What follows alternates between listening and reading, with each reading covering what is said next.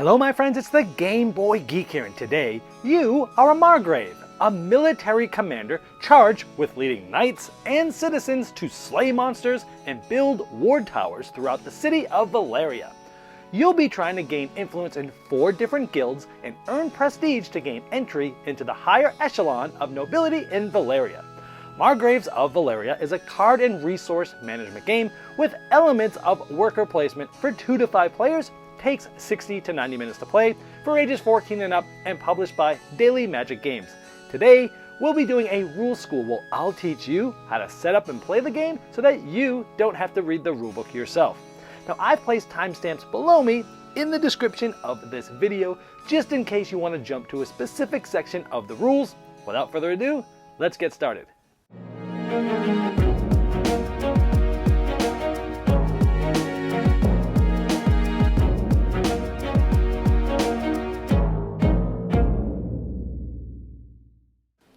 Margraves of Valeria is for 2 to 5 players. You're going to be moving up influence tracks of different guilds, trying to get the most points you can for those different guilds. And you'll be multiplying these points by all the other ways that you're able to get different things throughout the game with that guild. You'll be playing different citizens from your hand and activating Pennant actions or text from the citizen powers. You'll also be building different ward towers, which helps you with guilds and gives you different resources that you'll be managing. You'll also be using strength and strength from common knights on the board to fight different monsters, including some boss monsters. And each of those are going to give you rewards and influence as well. But you'll also be moving around with your Margrave to different locations, activating their location actions, like moving around a shipment track, gaining resources. And you'll also be customizing your hand by gathering different citizens that give you different abilities throughout the game. So let's see if you have what it takes to move up these different influence tracks and multiplying victory points by different ways of getting those guild icons. To set up, first we're going to prepare the track board. It looks like this. You're either going to place this above where the main board's going to be, or it can be off to the side but where everyone can see and still reach it. Next, we're going to prepare all the citizen cards. They look like this on the back, and in the bottom right, they're going to have a player count. Separate these out into the different player counts, then you're going to use the cards that have to do with your player count and less. For example, if you're playing with 2 players, you'll use only the deck that has 2. If you're playing with 3 players, you'll use the deck that has 3 and 2, and so on and so forth. 4 players, 4, 3, and 2, and 5 players, you'll use all of these. So for example, we're playing a 3-player game today, so we will use the decks of 2 and 3. We will shuffle all of these cards together. You'll then place the deck face down the upper right, just above the track board, and then you'll flip the cards one at a time and place them in each of the spaces above where it has these 5 different spots, each that have a gold cost. Next, you're going to locate the knights, and they look just like this. And you're going to take all of them, stand them up, and place them in this bottom left section here, which is the illustration of the barracks. Next, you're going to find the privilege tiles. They're these little tiles that look like this, and some of them will have a 1 on the backside, and the other ones will have a 2 on the backside. For each of these sets, the privilege tiles of 1 and 2, you're going to look at the other sides of those, and you're going to include the ones for your player count. Now, many of them will have no player count in the bottom left. That means they're used in every game. However, this one says 3 players, 4 players, and 5 players. So you're going to want to separate these out like this and use the ones just like you set up the citizen cards. In this case, we're playing with 3 players, so of course we're going to use the ones that use in every game. And we're going to use the ones that say 3, but we will not use 4 and 5 because that's for 4 and 5 players, for example. You'll also do the same for the privilege tiles that have the number 2 on the other side. Again, using all the tiles that have no player count and using all up to the player count that you're using. Again, in this case, we're using 3 and the ones that are blank because we're playing with 3 players. The rest can go back in the box. So once you've separated out the tiles that you're using for this game, make sure to keep them in the same stacks of all 1s, all 2s. You'll shuffle those stacks and place them here. You'll then take the top 3 from the 1 stack and place them face up right here, right next to these lined up spots here with the greenery next to this river, and you'll see that it has number 1s all right there to show that. And you'll do the same for the number 2 stack, placing them in these 3 spots lined up with the greenery there, showing them number 2s. Next, we're going to prepare the main board so you can place it right in the middle of the table. Next, you're going to find these layer cards. They are double-sided, they have the same thing on both sides, and they will match the icon of the deck outline on the board. There's 4 of them. This one is the ruin, so you'll place it right on it just like this. This is the forest, so we'll go just like that. And you'll do the same thing for the mountains and the hills. Next, you're going to separate out the 4 different types of monster cards. They have different backs like this. These will correspond to the board once you place them on there. But the backs of these also have the icons that we had just looked at. For example, these are the ruins. In each stack, you're also going to find the boss, which has this icon just below the main icon. For example, this is the boss of the ruins. So what we're going to do is we're going to flip it face down, and we're going to put it underneath this layer card. So the boss is going to be last, and we'll put the layer card just like this. Now you will do this for all the 3 other sets of locations. Now each of the sets of the 4 monster cards do not have the boss in there, so keeping these still separate, you're going to shuffle each of these decks separately, and you'll place them right on top of the corresponding location. And as you can see, once you do that, the map actually matches perfectly what it would look like. And you'll do the same thing for the other 2 locations as well. Then for each of the monster stacks, you'll flip the top card face up like this. Next, we're going to be placing some components around the board. First, the 3 resources. One is the magic in the bottom right. You look at your player count and you'll take a certain amount of those and place them here. We're playing with 3 players, so we have 7 magic here. You'll do the same for the wood in the bottom left-hand corner. You'll do the same for the stone in the upper left-hand corner. Now in the upper right-hand corner, these are gems. They're not considered resources, and they're a little bit different in quantity. Essentially, you still follow what's up there, but it's always going to be the number of players plus 1. So it's 3 players, so there's going to be 4 gems there. Now if you remember, in the track board, way on the bottom left in the barracks, we had all the different knights. You're going to take 8 of these knights from these barracks, and you're going to put one of those in each of the locations around the board. Now these locations are right next to the different names of these locations, and there's 8 of them. Next, in the middle of the board, you'll see where there's 2 little lakes and a dragon flying around.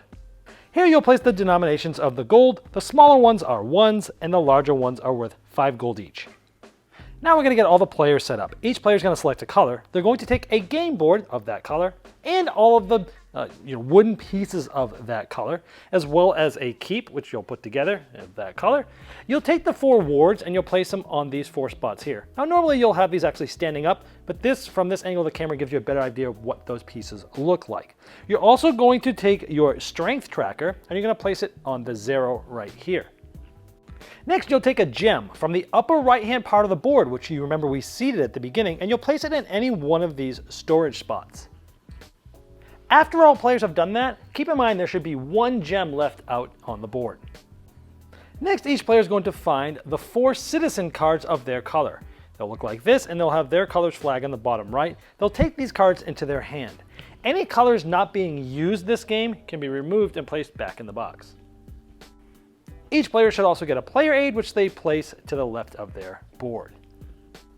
Next, each player will place their Margrave, which looks like the person on the horseback, and they'll put it in this top middle location of the board of Chilena. Next, each player is going to take their ship, and they're going to put it in the bottom segment of this shipping track, the one at the bottom that has the number 2 privilege tile there. It doesn't matter what order anybody's in. Next, each player is going to find their 4 influence markers. They look like this, like little stars. You're going to stack them in the first column of each of the rows just like this. It doesn't matter what order they're stacked in. Next, you'll randomly decide who is the start player, and then we'll get this start player token, which is this nice sword. Next, you're going to find the starting wealth tiles. They look like this with a V for Valeria on the back sides. You're going to shuffle all those tiles and deal 4 out to each player face down just like this. Now each player is going to look at these tiles, they're going to choose one to keep, and they're going to pass the rest of them to the player to their left. You're going to be drafting these and you're not exactly sure what to draft yet, so you can feel free to leave these here for now and come back at the end of the video once you know how the whole game works to decide which ones you'd like to keep. But once you're ready to draft, you start with 4, you'll look at those other sides, choose one to keep, let's say this one, and you'll pass the other 3 to the player to your left, which means you're going to get 3. From these 3, you will select 1 more to keep, you'll pass 2 to the player to your left, that means you'll get 2 from the player to your right, you'll keep 1, and the last one that's in your hand you will discard out of the game. This means that each player is going to have 3 of these. Then starting with the start player, each player is going to reveal what they have and they're going to take what's on those tiles. Now on your player aid it pretty much tells you what you're getting, so we're not going to go over the details of those, but if you do have privilege tiles, you'll take the top one from that stack, and if it has this little scroll icon at the upper left, you keep this tile to use at any time after your first turn. Once you've gotten all your starting wealth from those tiles, you can simply discard these back to the box. The object of the game is to have the most points in the end, and mainly you'll be doing this by moving up these different influence tracks of the different guilds. We have workers, soldiers, shadow, and holy. And as you move up, you're going to get a certain amount of points depending on where you are in these tracks at the end of the game, but you're going to take these numbers and they're going to be multiplied by the number of these icons like workers here, from privilege tiles, citizen cards, and from building ward towers in certain locations. The game is played over multiple rounds, and each round, each player is going to take a turn starting with the start player and going in a clockwise manner. On your turn, you're going to select one of the citizen cards that are in your hand and you're going to play it, but you have 4 options on what to do with this card. When you play the card, it's going to go to the right of your board just like this. Now, one of the 4 things you can do are called the Pennant actions. So here on the upper left, there's going to be 3 Pennant actions, and each of these do different things. For example, this top one will just gain you 2 coins. So you take 2 coins from the supply and give it to yourself. And anytime you gain gold in this game, it goes right into your keep. This next one here will allow you to move your Margrave. Your Margrave represents you moving from one location to another. You can only move your own Margrave, and when you do so, you'll look at what location you're in, and you'll follow the white path roads to different places. You can follow those to move to different spots. In this case, let's say we follow this path, and we move to this location. When you get to this location, you can use the location power, which is at the bottom of that location, and all of these do different things. For example, this one allows you to take a stone from this mountain, assuming there is one, because resources are limited, and you would place it in any open storage spot on your board. If this is completely full, you can discard one back to where it's supposed to belong in the supply on the board and place that in that open spot. Now, if you do need to make room for a resource, you can never get rid of any of the ward towers on the right there. If you cannot or don't wish to activate the location power where you just moved to, you can always take 2 gold from the supply instead. Most of these location powers are self-explanatory from the icons, like spend a gold to get any one of the 3 main resources, or get a wood, or go up the strength track by 1, which is on your board. Anytime you go up on the strength track, you would just move your marker like that. This is going to help you fight monsters. Or take 1 magic resource. Or spend any one of the 3 main resources to get a gem, or to pay gold to gain a citizen card. To do this, you spend the amount of gold shown below the specific citizen that you want. You spend that gold and you take that card and you put it into your hand. You do not refill this row at this time. This location allows you to move on this shipping track. To move on the shipping track, you simply return any resources that you have on your player board back to their respective spots on the board. You can use multiples of the same or different ones you can mix and match, but remember, gems are not resources, so you can't turn these in to go in the shipping track. For each resource that you return to the board, you can move up 1 space on this shipping track, always in a clockwise manner. So let's say we returned a total of 4 resources. We would go 1, 2, 3, 4, then in any order, we can take all of these benefits. These are just straight gold, you take them from the supply. This is a general influence. Now keep in mind, all the icons that we're talking about on the board are showing up on your player aid as well. And that general influence allows you to move up 1 spot on this track. We'll talk more about moving up this track later. Now on the shipping track, you can also get privilege tiles, sometimes 1s or sometimes level 2s. And when you do that, you'll take them from here face up. These are the level 1s and these are the level 2s. And when you take them, they don't get refilled right away. And when moving around the track, you never just stop here. You can keep going around and around multiple times per game. Now we've covered most of the icons you'll find in these Pennant actions, as we just talked about the location actions, but one that we haven't talked about yet is this one, and this is deploying a knight. Now, knights are noble warriors that are loyal to all of Valeria and not to just one single Margrave. Now you have 2 options when you move a knight. One is you can move it from your current Margrave's location through the white paths to a different location. Or if you happen to have a knight on your storage board, which you'll get from different ways throughout the game, you can place that knight in the exact location where your Margrave currently is. Now when you move a knight into a location, either by moving one out from where you are to an adjacent location, or from moving it from your board to here as I just showed, you take the location action that knight is being moved to. Just like when you activate the location power, if you don't want to or can't, you can take 2 gold instead. So in summary, you're playing one card and you have 4 options. The first one we talked about was activating these pennant actions. Now, instead of doing that, another thing you can do is activate the citizen power text. Now, when this happens, you're going to start with the top and activate all these from the top to the bottom. For example, I will gain 5 gold. I can spend a gold to get any one of the 3 resources, and then all players gain 1 gold per ward tower that they have placed out on the board. Now when it says all players, it starts with you and then it goes clockwise. If it says all opponents, it starts with the player to your left and then goes clockwise all the way to the player to your right. Now speaking about these ward towers, let's talk about how you build those. Remember, you start with 4 of them in your supply at the beginning of the game. Now to do that, instead of using a card for the pennant actions or for the citizen power text, you can use this card to build. Now when you do this, it's best to put this face down so you don't confuse it with any of the text on that card. And then what you'll do is you'll spend 1 stone, 1 wood, 1 magic, and 1 gem from your board. Now imagine you have to have all of these in order to do this, and then you can build one of these ward towers. You're also going to get 3 influence. We'll show you that in just a moment. So you can take any one of these, and you'll build it in the location where your Margrave is. Now each location has 3 slots where you can build, and there has to be an open slot for you to build, and you can only build 1 of your ward towers in each location in the game. You'll also get whatever there, and it's printed right there. In this case, you'll get 4 gold. And don't forget to get your 3 general influence. Now let's talk more about moving up this influence track. We have 3 influence to spend. You could spend them on any of these tracks in combination. I could go 1, 2, 3, or 1, 2, 3, or any combination. However, anytime you get to a bridge, you must be able to pay the requirement above it to go. So we've spent 1 influence. We would have to spend 2 gold to go here for our second, and then maybe we go like this for our third, for example. Now when you pay this and you cross this bridge, you come down here and you can take any one of these 3 privilege tiles. So let's say we take this one, and this does not refill right away. Now if you cross this next bridge, you'd also be able to take one of these. If you cross this bridge, you could take one of the level 1s or one of the level 2s. And when you cross these 2, you could take a level 2 respectively.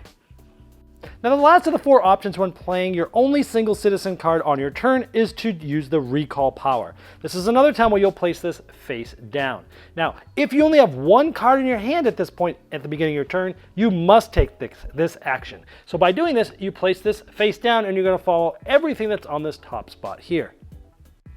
First, you must discard one of the citizen cards from the row. So you would select any one of these cards and take it and remove it completely from the game. You then must pick up all of your citizen cards to the right of your board and put them face up into your hand as normal. You'll be able to use any of them on your next turn.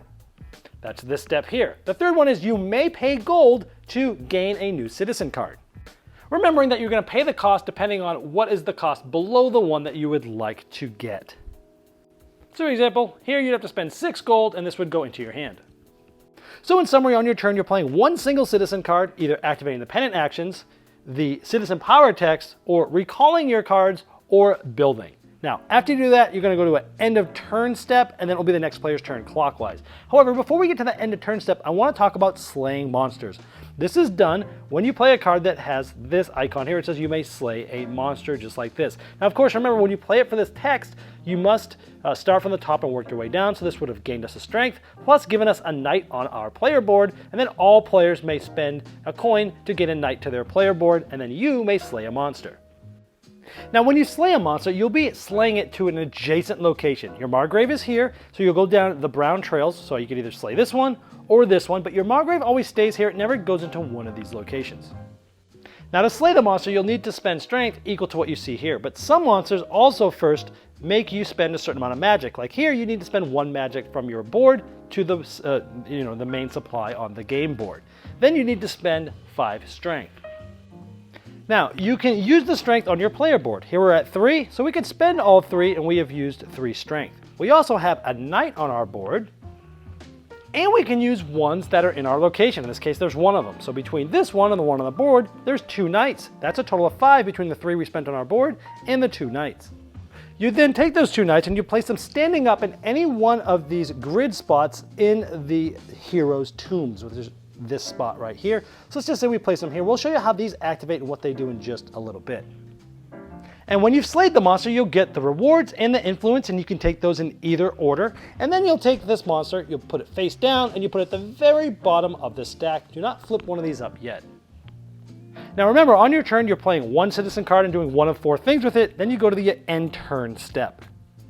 Now at the end of your turn, the first thing you'll do is look at the hero tombs. If you've placed knights standing up, you're going to look if any row and or columns have been completely filled. Now, previous turns, there might be some knights laying down. We've placed these 3 this turn, let's just say.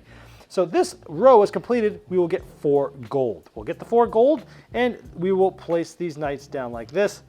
Now we also have placed this knight and this one here, and now we're going to get 3 gold because we have also filled this column. Now notice there's a 3x4 grid, but you can only place them in the spots that have this. So if you place one here, you are going to get 1 knight just like that for completing that row. Now when placing knights into the hero's tomb, if it's completely full and you still have more to place, you place in this little blue glowing section. You still get the 1 strength for them, but they don't help you towards any of these rewards. Also at the end of your turn, if all of the 9 slots are completely full, you'll place all these knights back in the barracks. And whenever you clear out the knights from the hero's tomb, you check the locations on the main game board and place a knight in every location that does not already have a knight on it. Next, if there's any slots open where the privilege tiles have been taken, you'll refill them, remembering that these 3 are refilled by the number 1 tiles, and the second ones here are filled by the number 2 tiles. Next, you'll look at the monster stacks, and if any of those have a face down card, you'll flip that one face up.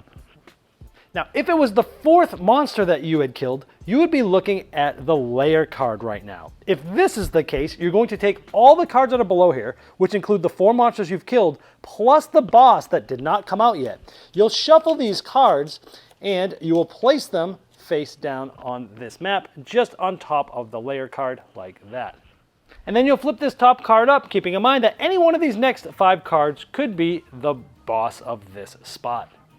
And this second time through this deck, when you kill monsters, you'll do the same thing. Put them face down on the bottom of the deck. When you get to the layer, you'll shuffle them up all again. Next, you'll fill the citizen line. You'll push all of the cards as far left as possible. Then you'll bring out some new cards. So we have the Town Crier, and we have the Rogue, for example. Now, players will continue taking turns in clockwise order until one of a few things happens. Either any player completes their 4th and final ward tower, or when the citizen deck is being refilled and there aren't enough to refill all the slots, or when refilling the privilege tiles, there aren't enough to fill in those slots. Then each player is going to make sure they've taken equal turns, meaning the player just sitting to the right of the first player with the sword is going to be the last player of the game. Now each player is going to get a score sheet, and they're going to begin writing down how they've scored. Looking at this track board, you're going to see where your influence markers are for each of the different guilds, and it corresponds with the 4 guilds here. So for example, for this guild, I have this all the way up to here, which is 5. So in this spot here that has that point icon, we're going to put a 5. Here I have a 3, we put it here. Here we have a 2, I put it here. And here I have a 1, I put it here. Then we're going to add up how many of each of these guild icons we have for that specific guild. For example, for this one, we look at the privilege tiles, I have 1. Here we look at the citizen cards, I have 2. And we look at the towers, I had 1. So we're going to take 1 plus 2 plus 1, which is 4. We're going to multiply it by where my influence was 5, and we get 20 points. We'll do that for all the other guilds. Next, we're going to look at the banner privilege tiles, and that's these ones that have these flags on them. You're going to look at ones that are different. This says not equal. I have 2 different, so I'll get 4 points. Then we're going to look at how many gems I have, 2 points apiece. Any 3 combined resources is a point, and any 5 gold is a point, and you'll add it all up. Whoever's the most points is the winner. Now, if it's a tie, the player with the most gold wins, and if it's still a tie, those players rejoice in their shared victory. Well, I hope this helped you dive right into Margraves of Valeria and get to the fun quicker than you normally would if you had to read the rulebook yourself. Now, if you have any further questions about the rules, I've placed a link below me in the description of this video, and that's the best place to ask them because not only will I be notified, but so will Daily Magic Games.